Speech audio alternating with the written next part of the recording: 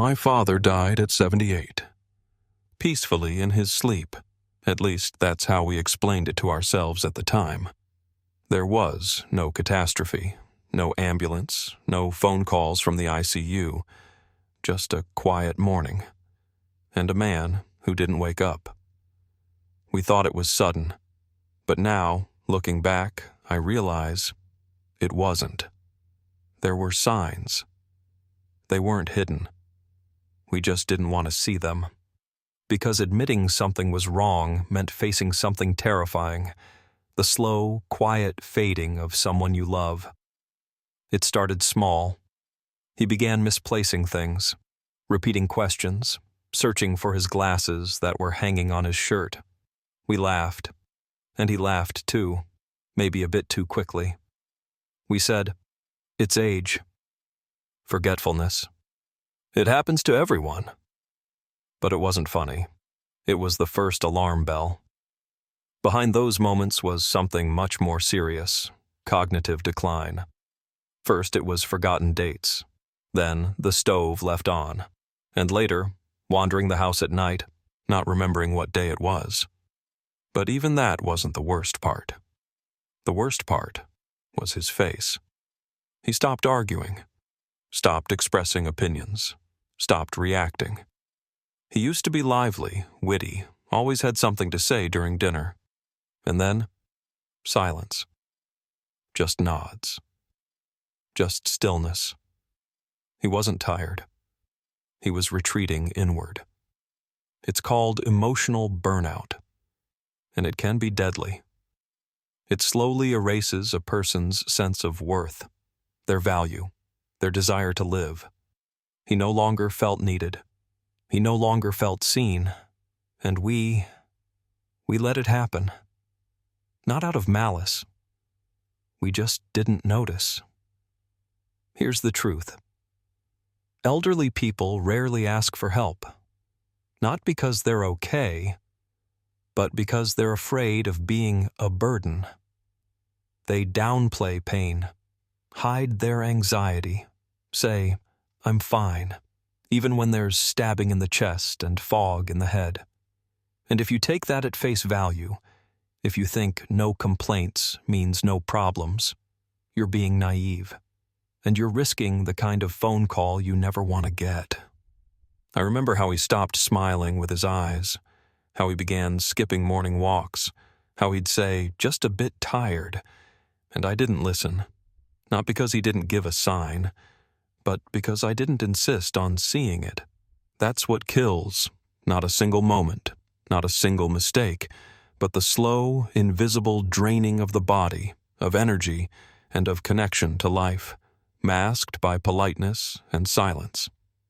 So if you're watching this video right now and you have an aging parent, or you're older yourself, here's what you should do. Don't ask, "How are you?" Ask, "What hurts?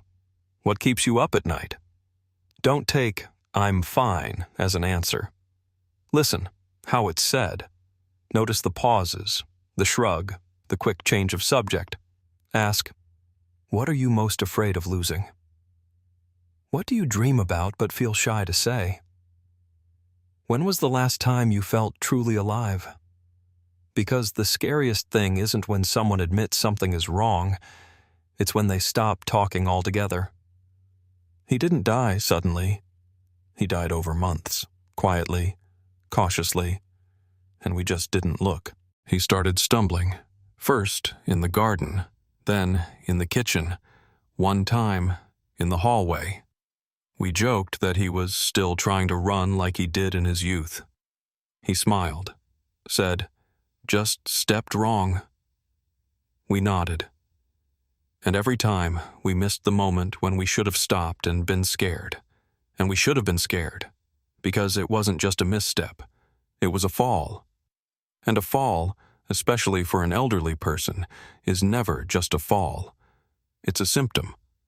Alarming, ominous, and too often the first in a chain of events leading to a total loss of control over the body. That day, I found him in the bathroom, sitting on the cold tile, unable to get up. He didn't even try to call out.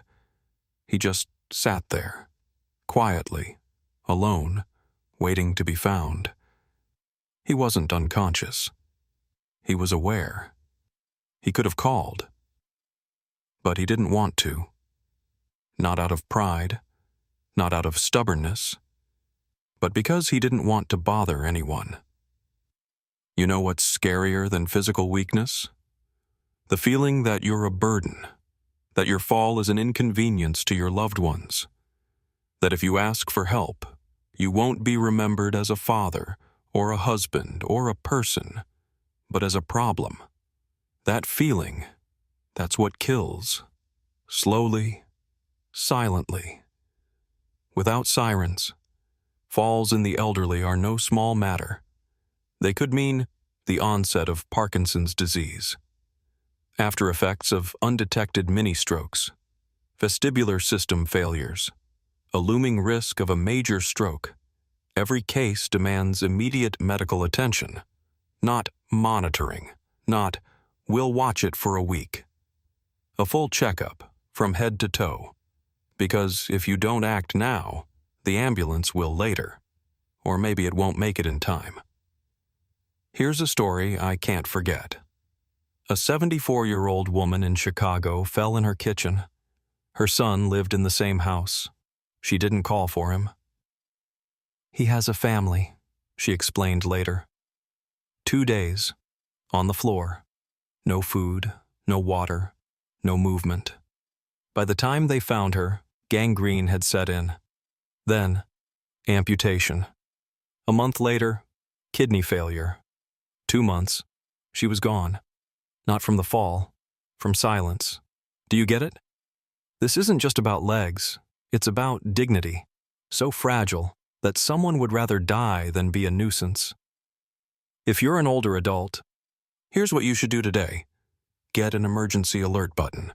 They cost next to nothing and can save your life. Keep your phone nearby, not in the other room, not charging, nearby.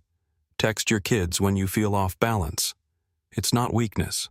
It's taking responsibility for your own life. If you're a son or daughter, install motion sensors at home, step counters, blood pressure monitors. Yes, it's invasive, but it's better than picking out an urn. Be paranoid. Better to overreact than to live with guilt. Check in, not once a week, but daily. Yes, even if you've got work, kids, stress. Because death doesn't check your calendar. The body doesn't betray us suddenly. It gives warnings. Softly, awkwardly. Through a stumble, a shaky hand, shortness of breath on the stairs. But we don't listen. And then we say, "It happened so unexpectedly." When the truth is, we just didn't want to face it. 3 weeks in a row, he was more energetic than ever. He'd wake up at 6 in the morning, brew himself coffee, say he felt great like in the old days. He started listening to music again, cracking jokes at dinner, walking the dog by himself. He even went up and down the stairs without holding the railing. We breathed a sigh of relief. Seems like he's getting better, we thought. But he was already saying goodbye. Here's what we didn't know then. There's a phenomenon called false improvement, a medical fact. It happens when the brain, before a major failure or total shutdown, produces one last burst of activity, a final push, a final flare, a final act. Many elderly people, especially those suffering from dementia, cancer, or progressive neurological diseases, experience a sudden surge of energy and good mood right before death. They become themselves again. And that's when everyone around them relaxes, lets their guard down, misses the final chance to act. We had exactly 3 weeks. 3 weeks when he looked better than he had in the last 2 years. And during those 3 weeks, he started letting go. He gave me his old army knife, the one he never parted with.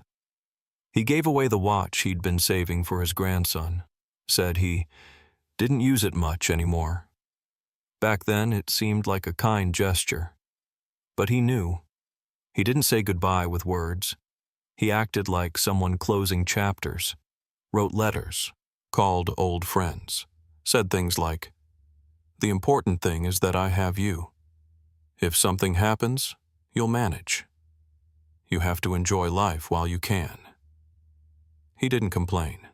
He stopped fighting. And that was the real danger. We've been taught to fear the words, "I feel bad." But more often, death comes after the words, "I feel better." Here's the harsh truth. When an elderly person suddenly becomes too calm, too upbeat, too at peace, it's not always a victory. It can be surrender, a subconscious resignation, or a biochemical anomaly right before a collapse. In these moments, elderly people may start giving away personal belongings, organize important documents, finish long-delayed tasks, make peace with estranged loved ones, say things like, "It's been a good life." It's not always a red flag, but it's always a reason to check everything. Advice: if you notice a sudden rise in activity, energy, and cheerfulness in an elderly person, don't celebrate. Schedule a full medical evaluation, MRI of the brain, blood tests, EKG, checkups by a neurologist, general practitioner, psychiatrist, oxygen levels, blood pressure, heart rate. Screen for hidden infections, metabolic disorders, glucose spikes, or micro damage in the brain. Ask them, "Why are you giving me these things?" Their answers might tell you a lot, if you're willing to listen. And most importantly, don't wait. We had time too, but we spent it celebrating, not investigating. The most frightening moment isn't when someone says they feel bad. It's when they suddenly feel too good, because the next moment might not come. He died at night. No scream, no pain. He just stopped. I walked into his room in the morning and saw him sleeping. Only, he wasn't breathing. There were no pills nearby, no note. Just his face, peaceful, too peaceful. And I stood there, feeling the ground slip out from under me. I knew he'd been trying to say something all along, not with words, but with his eyes, his silence, his loneliness. And I didn't hear it, because I didn't want to hear it, because it was easier to believe he was okay. This isn't just my father's story. It's the story of thousands of people aging in silence, slowly, quietly, while you're busy with work, while you go weeks without calling, while you feel relieved they aren't complaining, and they stay silent because they don't want to bother anyone, because they're afraid their weakness is a burden. And every single day, somewhere in the world, someone dies because of that silence. You might think you've got everything under control, that if something's wrong, you'll know, that they'll tell you. They won't. They don't want to be your problem. They want to be good parents, even when everything is falling apart. And if you don't ask, if you don't insist, if you don't dig deeper, the truth will hit you too late. In a call from the morgue, in a text that says, "Dad died," in an emptiness no amount of "I meant to" can ever fill. The truth is, old age isn't a number in a passport. It's a battle to feel needed, to be heard, to not disappear while still alive. And if you're young, don't wait. Don't think I'll still have time to hug, to ask, to check. Because sometimes I'll still have time turns into there's no one left to ask. And if you're older, stop staying silent. You have the right to ask for help. You're not weak. You're alive. And you deserve to be fought for. Last chance. Checklist. Ask yourself honestly, when was your last full medical checkup? Do you have an SOS button on your phone screen? Do you use an app that tracks your blood pressure, heart rate, steps? Do your children really know how you feel? Or do you just say, "I'm fine," like my father did?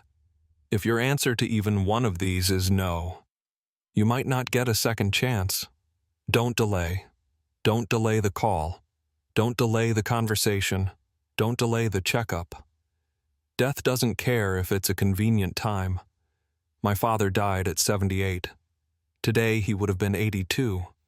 He could have still been with us, if only we hadn't stayed silent. Don't stay silent while there's still time.